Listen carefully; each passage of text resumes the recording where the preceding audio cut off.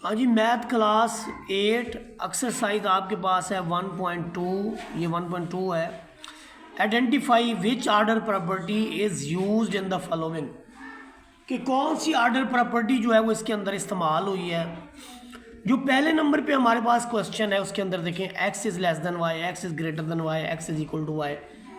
यानी ये कि कोई सी आपके पास दो रियल नंबर्स हैं, तो उन दो रियल नंबर्स के दरमियान में ये तीन तरह के रिलेशंस हो सकते हैं कि या तो वो एक वैल्यू दूसरे से छोटी हो सकती है, या एक वैल्यू दूसरे से बड़ी हो सकती है, या फिर इक्वल हो सकती है। इसको हमने कहा था ट्राइकोटॉमी प्रॉपर्टी। ये आपके पास है जी ट्राइकोटॉमी प्रॉपर्टी, इसका नाम है। फिर इसके बाद यानी हमने प्रॉपर्टीज़ के नाम लिखने हैं। फिर इसके बाद देखें जो हमारे पास पार्ट नंबर 2 है, A is greater than B, और यहाँ पर ए को भी डिवाइड कर दिया गया सी पे, बी को भी सी पे डिवाइड कर दिया गया है। तो जब डिवाइड किया गया तो सी एक नेगेटिव नंबर है। उस सूरत में जो इनइक्वालिटी की डायरेक्शन इस तरफ थी वो इस तरफ चली गई, चेंज हो गई। तो ये यूँ समझें कि ये डिवीजन बाई, या आप कह सकते हैं डिवीजन प्रॉपर्टी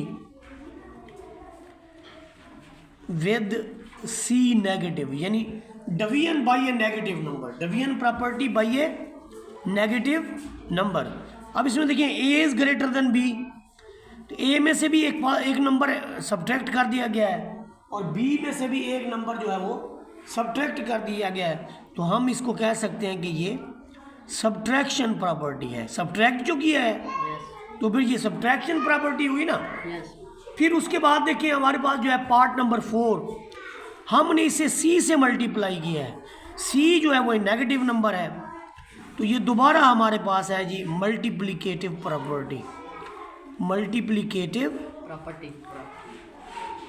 और ये जो मल्टीप्लिकेटिव प्रॉपर्टी है विद नेगेटिव नंबर है, किसके लिए है? नेगेटिव नंबर के लिए।